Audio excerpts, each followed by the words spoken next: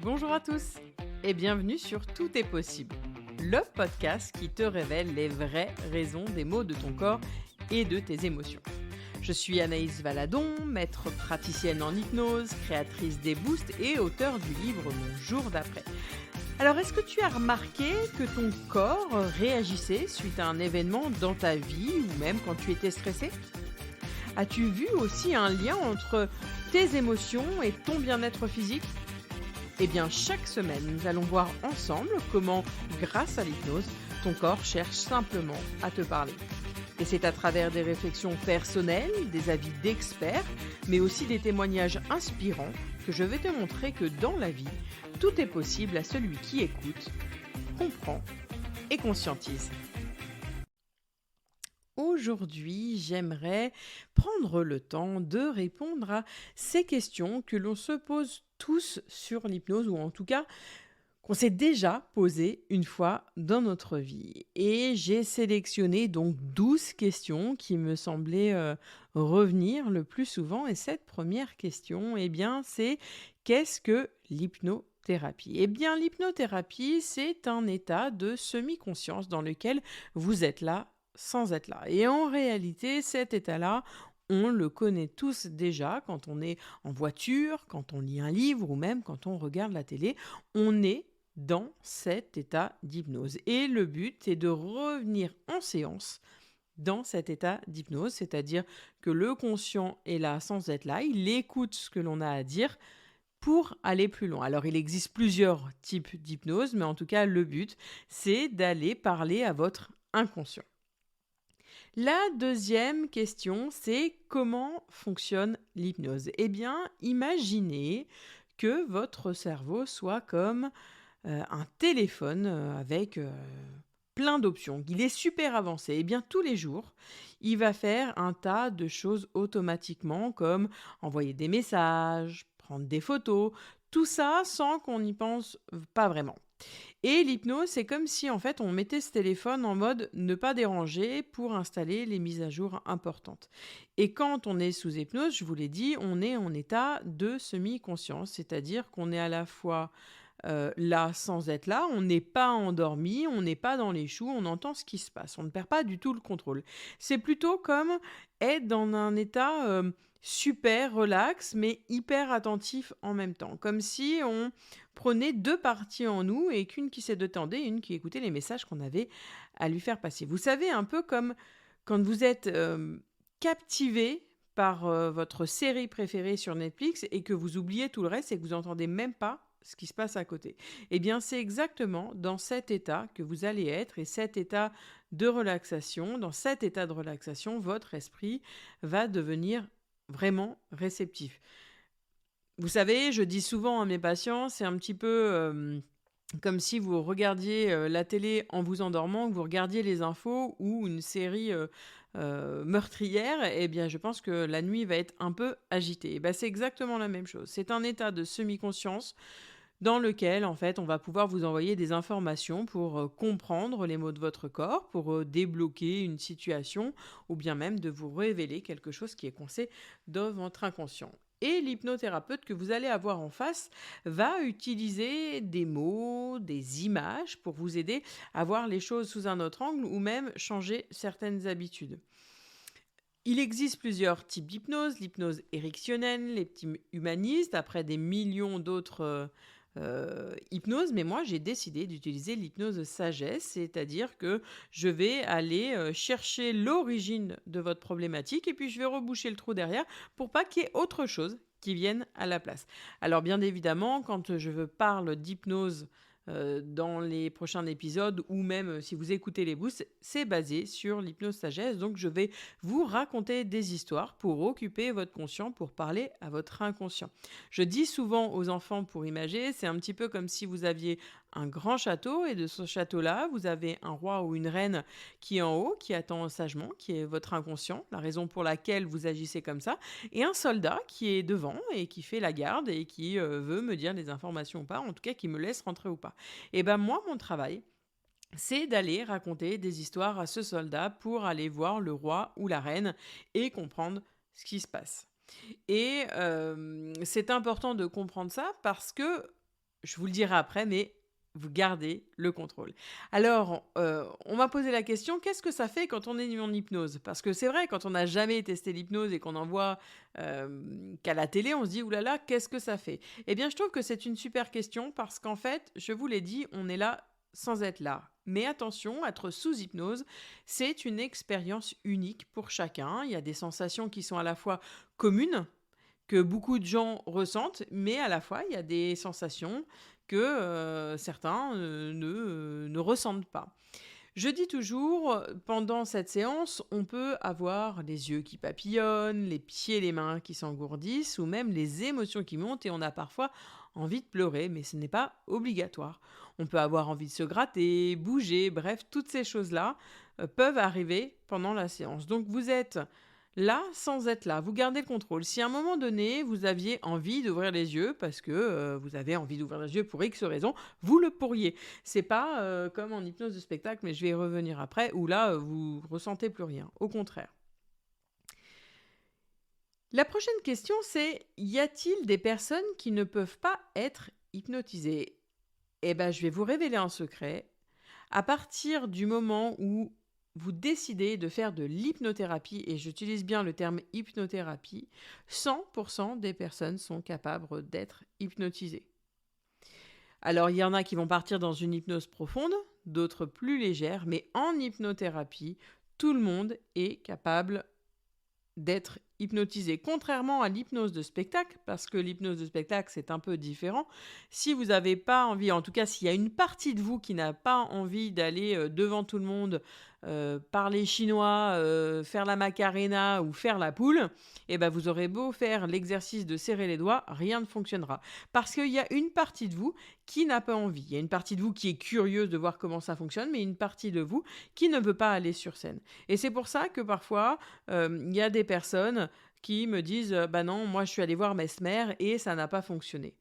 Oui, on est sur de l'hypnose de spectacle et c'est différent de l'hypnothérapie. Alors si vous êtes sceptique ou si vous résistez beaucoup à l'idée d'être hypnotisé, eh ben parfois en hypnothérapie c'est encore plus profond parce qu'en fait, vous êtes là. C'est-à-dire qu'en même temps que, je parle pour mon expérience personnelle, en même temps que je vous raconte vos histoires, eh bien, vous occupez votre conscient à dire: «Bah, pourquoi elle a cette voix-là? Pourquoi elle me raconte ça? Et pourquoi ceci? Pourquoi cela?»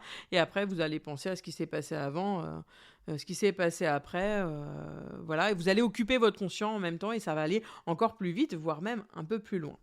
Alors, si vous êtes curieuse et ouverte à l'expérience, eh ben, il y a de grandes chances que ça marche pour vous et je vous invite à pousser les portes d'un hypnothérapeute, soit en cabinet, soit directement à distance, ou même me voir sur mon site où je propose des milliers de séances. L'hypnothérapie, pour la 5e question, est-elle scientifiquement prouvée? Alors, on va parler un peu science aujourd'hui. L'hypnothérapie, en fait, elle a fait l'objet de pas mal d'études, de recherches, parce que oui, hein, il y a des preuves scientifiques qui montrent que ça marche pour certaines choses. Par exemple, ça a vraiment été prouvé que c'est efficace pour réduire la douleur, gérer le stress, l'anxiété, pour arrêter de fumer, pour perdre du poids. Et des chercheurs ont observé en fait que le cerveau a un fonctionnement un peu particulier pendant l'hypnose. Ils ont vu des changements dans la façon, dans certaines parties du cerveau qui vont réagir. Et on voit bien qu'il y a une activité cérébrale qui est autre que celle qu'on a tous les jours quand on parle consciemment. Et ça montre bien que l'hypnose, c'est pas juste une impression ou un effet placebo, mais il se passe vraiment quelque chose dans le cerveau, mais ça pourra faire l'objet d'un podcast hein, sur les ondes, etc., qui se passent au même moment dans notre cerveau. Mais je voulais quand même rajouter, il y a beaucoup de choses dans le domaine de la santé et même du bien-être qui se passent actuellement, des évolutions, et il y a encore des recherches en cours. Et ce qui est sûr, c'est que beaucoup de professionnels de santé reconnaissent aujourd'hui l'hypnothérapie comme un outil utile en complément à d'autres thérapies. Hein. Il y a plus cette distinction aujourd'hui, et je suis vraiment heureuse de l'entendre, il n'y a plus de distinction entre la médecine conventionnelle et la médecine parallèle. Aujourd'hui, on fonctionne ensemble. J'ai la chance de travailler avec beaucoup de médecins, d'infirmières, de psy, en tout cas d'autres professionnels de santé qui utilisent l'hypnose, en tout cas qui sont convaincus que l'hypnose peut aider leurs patients dans leurs problématiques. Pour vous donner un exemple concret de cette utilisation de l'hypnose, l'hypnose a été utilisée dans un domaine médical. Et est-ce que vous saviez qu'en France, d'ailleurs, il y a eu une première opération sous hypnose? Et c'est assez incroyable, même quand je le dis, je me dis waouh, tout le chemin parcouru. Parce qu'en fait, c'est une opération chirurgicale qui a été faite dans le sens où l'hypnothérapie a été utilisée comme anesthésie. Alors attention, on n'a pas supprimé l'anesthésiste. L'anesthésiste était à côté pour justement voir comment ça allait se passer. S'il y avait des douleurs, il y avait une solution de secours. Cette opération a été faite avec un grand succès. Oui, le patient, il me semble que c'est Gérard de son petit nom, il a été opéré sous hypnose. On n'a pas du tout utilisé l'anesthésie avec tous les effets néfastes. Je trouve ça encore fou. C'était une opération pour le cerveau et ça montre bien à quel point l'hypnothérapie peut avoir cette donnée puissante, parce que ça montre bien que l'hypnose peut agir dans notre inconscient et elle peut permettre de non pas supprimer certaines choses, mais passer par un endroit différent. Et c'est pour ça qu'aujourd'hui, l'hypnose s'est reconnue et utilisée dans des contextes médicaux sérieux. Et ça prouve bien que l'hypnothérapie, c'est pas juste un effet de mode, hein, parce que rappelez-vous, dans le podcast de la semaine dernière, le numéro 37, si vous l'avez pas écouté, je vous invite à aller le réécouter. J'explique toute l'histoire de l'hypnothérapie à partir de quand ça a commencé, et donc c'est pas nouveau. Donc oui, l'hypnothérapie est scientifiquement prouvée dans plusieurs domaines, et elle continue encore d'être étudiée et utilisée par des professionnels de la santé pour son efficacité. La 6e question, c'est: l'hypnothérapie est-elle sûre ? Eh bien, oui. L'hypnothérapie est considérée comme sûre lorsqu'elle est pratiquée par un professionnel de santé qualifié. Et je vous invite à prendre en compte quelques points comme la qualification du thérapeute. N'hésitez pas à être curieux, à vous renseigner sur le diplôme de la personne ou en tout cas d'utiliser le bouche à oreille pour choisir un hypnothérapeute qui soit non pas expérimenté, parce qu'il y a des très bons hypnothérapeutes qui commencent juste, mais en tout cas qu'il ait cette déontologie et en tout cas d'être dans le respect avec sa pratique et surtout qu'il ait suivi une formation appropriée pour vous hypnotiser en toute sécurité. N'hésitez pas donc à aller voir les avis sur Google, sur les réseaux, etc. parce que c'est important que vous soyez en confiance. Je voulais juste aussi rajouter un petit point. C'est prouvé aussi que l'hypnose fonctionne à partir du moment où on se sent en sécurité, en adéquation avec son hypnothérapeute. C'est pour ça que je vous conseille d'utiliser le bouche à oreille ou en tout cas de faire confiance à vos ressentis sur la personne. Parfois, on vient me voir en me disant « voilà, j'ai fait une séance d'hypnose avec tel monsieur et ça n'a pas du tout fonctionné, etc. » Oui, parce qu'en fait, la personne venait voir pour une problématique spécifique et avoir un homme en face d'elle, finalement, l'avait plus perturbée qu'autre chose et elle n'avait pas réussi à complètement lâcher prise. Et ça peut être à l'inverse, hein, un homme qui va voir une femme où la personne ne va pas inspirer ou même... Le petit scoop, la voix ne peut pas plaire. Ça m'est arrivé d'être avec des patients qui me disaient, mais en fait, la voix, j'arrivais pas à me lâcher parce que je rappelais la mère, quelqu'un dans son enfance qui lui avait crié dessus ou une maîtresse qui lui avait crié dessus quand il était enfant. Donc, ne faites pas de votre première expérience si elle est ratée ou si vous pensez ne pas avoir été hypnotisé, à aller tester avec un autre praticien ou même une autre méthode. Est-il possible d'être hypnotisé contre sa volonté ? Un grand non. Non, on ne peut pas être hypnotisé contre sa volonté. Je vous rappelle, il y a une part de conscient qui reste là et si vous n'avez pas envie d'être hypnotisé, vous ne vous le pourrez pas.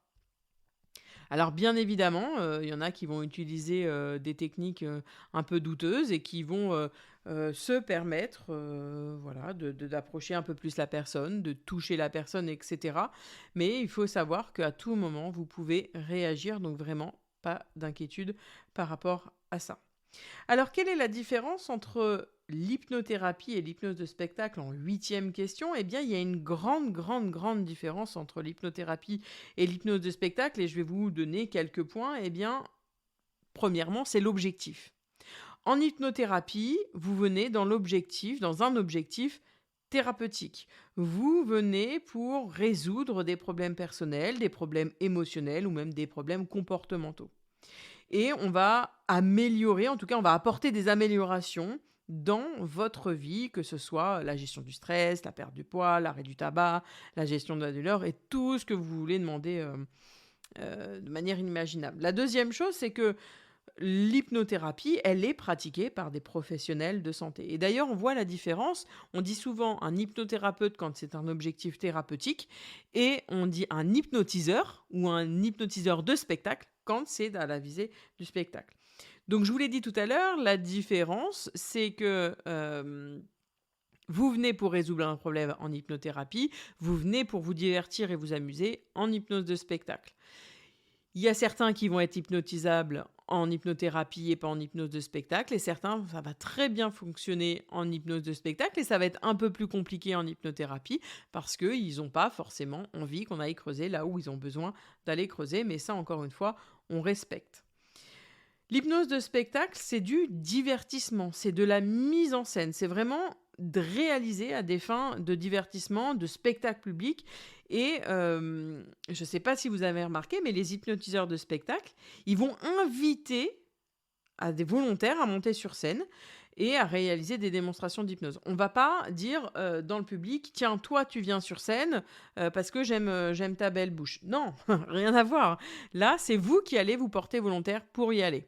C'est vraiment différent. Alors que l'hypnothérapie, c'est vous qui prenez la décision de pousser la porte d'un cabinet ou d'acheter un boost sur mon site internet. Dans l'hypnose de spectacle, il y a toute une mise en scène. C'est de l'art. Pour moi, c'est vraiment de l'art de la mise en scène, de l'illusion. Et je suis toujours, moi, captivée par tout ce qu'on peut faire et ce beau qu'il y a autour. Donc, c'est bien important de comprendre qu'il y a du divertissement et il y a de la thérapie. Et que l'un peut fonctionner et l'autre ne pas fonctionner à l'inverse. Pour cette neuvième question, on avance. Quel problème l'hypnothérapie peut-elle traiter? Alors, j'ai déjà un peu spolié dès le départ, mais l'hypnothérapie peut, pour moi, traiter la plupart de vos problèmes et la plupart de vos préoccupations, avec plus ou moins de temps.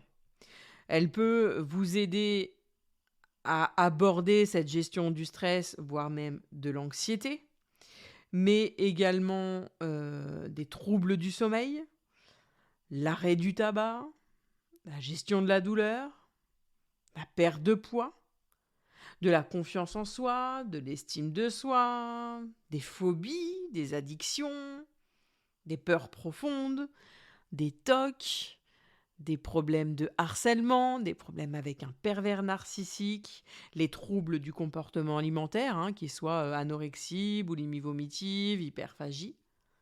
On peut accompagner aussi lors d'une dépression, d'un burn-out, mais aussi on peut accompagner pour tout ce qui est performance, des athlètes sportifs, des artistes. On peut faire de la gestion de la colère, de la tristesse, accompagner lors d'un divorce, soigner des blessures comme la blessure de l'abandon, de la trahison, du rejet, de l'humiliation. On peut agir aussi sur les traumatismes et la gestion du deuil, mais également sur tout ce qui est problème de concentration, de mémoire. On peut faire un réaccompagnement pour les personnes qui ont fait un AVC, qui sont atteintes de Parkinson, Alzheimer. On peut accompagner les enfants dans leur hypersensibilité, dans la gestion de leurs émotions, dans les TDAH, dans les hauts potentiels, qu'ils soient intellectuels ou émotionnels. Bref, vous avez vu, il y a un large panel et c'est pour ça d'ailleurs que j'ai parfois du mal à me cibler et à me nicher sur les réseaux sociaux parce que je suis convaincue qu'avec l'hypnose, on peut vraiment surmonter tout blocage, on peut comprendre tout ce que notre corps a à nous dire. Pour cette 10e question, combien de séances d'hypnothérapie sont nécessaires? Eh bien, le nombre de séances d'hypnothérapie peut varier en fonction de plusieurs facteurs, que ça soit, l'objet du problème que vous venez travailler, la complexité de son problème, de votre manière de réagir aussi derrière, hein, parce qu'il faut savoir que, alors je parle encore une fois pour mon cas personnel, mais j'aime conseiller, mes patients après une séance d'hypnose, d'écrire et selon, le temps que vous allez mettre à écrire, à actionner certaines choses derrière et ben ça peut prendre plus ou moins de temps et des fois, il y a besoin de se revoir une fois, 2 fois et cetera. Mais moi, je fonctionne comment? Je fais en sorte que vous veniez, une seule fois parce que j'estime que si vous venez me voir pour un problème, vous avez envie de vous en libérer le plus vite possible. Et donc, je fais en sorte d'aller balayer. C'est un petit peu comme si vous veniez me voir en me disant, voilà, ma maison est en bordel, je veux la nettoyer, je veux faire quelque chose de neuf, tout ça, parce que j'ai envie de profiter, j'ai envie de me sentir bien. Eh bien, moi, lors de la première séance, en fait, j'enlève tous les meubles, j'enlève toute la poussière, je vide tous les placards, je lave tout le linge, bref, je fais un grand nettoyage complet, et lui, votre inconscient, va retrier au fur et à mesure.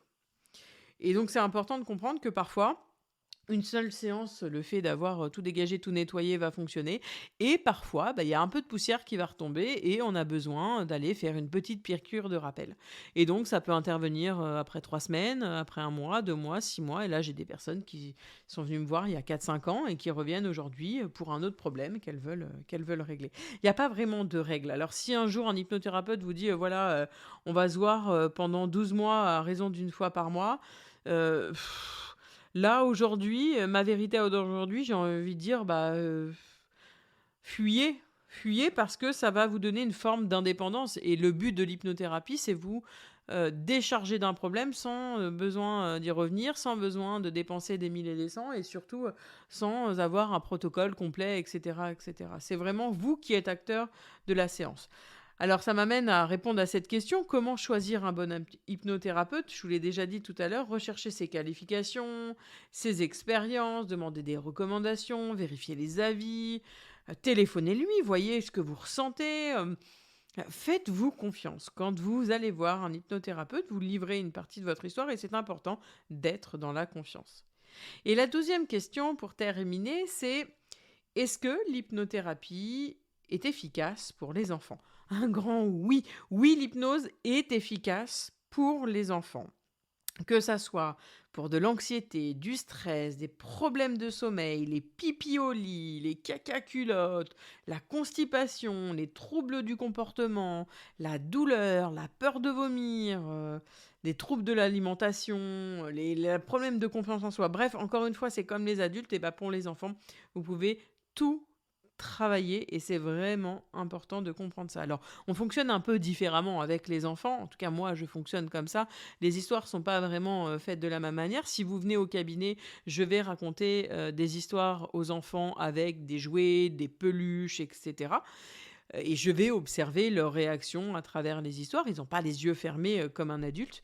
Mais j'ai créé aussi sur mon site internet les fameux boosts. Et dans ces boosts-là, eh bien, je parle, voilà, je raconte des histoires. De la même manière qu'un adulte, je raconte des histoires et je vais parler à l'inconscient. Je vais aller raconter des histoires dans lesquelles, en fait, l'enfant va se reconnaître sans vraiment que je parle de lui. Voilà un petit peu comment je fonctionne. Donc c'est vraiment important de comprendre que ce soit pour les adultes, pour les enfants, ça fonctionne, on peut tout travailler et on travaille de différentes manières, mais bien évidemment, oui, tout est possible. Voilà, j'ai répondu à ces 12 questions de début d'année sur l'hypnose. J'espère que je vous ai apporté toutes les réponses. Si vous aviez d'autres questions, je vous invite bien évidemment à m'envoyer un message. Je serai ravie d'y répondre soit en direct, soit lors d'un prochain podcast. Vraiment, je serai ravie de répondre tout de suite à vos questions. Et j'espère donc que cet épisode vous a plu. Si c'est le cas, n'hésitez pas à le faire savoir en partageant l'épisode sur les réseaux sociaux, en me taguant surtout, pour que je puisse à la fois vous remercier, répondre à vos questions. Et pour ne manquer aucun épisode, je vous laisse vous abonner sur votre plateforme d'écoute préférée. J'ai une petite demande également en ce début d'année, c'est d'aller laisser un message, si vous le souhaitez bien évidemment, ou d'activer le 5 étoiles, parce qu'en fait, en faisant ça, vous faites partie de mon équipe pour faire connaître ce podcast sur un plus large public, pour que les personnes puissent connaître les avantages de l'hypnose et le pouvoir de cette transformation. La semaine prochaine, j'ai décidé de répondre à cette question: comment travailler l'amour de soi avec l'hypnose? Alors, je vous propose de vous abonner pour ne pas louper le prochain épisode qui sortira jeudi prochain à midi pétante. Et en attendant, je vous souhaite une excellente fin de semaine et je vous dis à la semaine prochaine.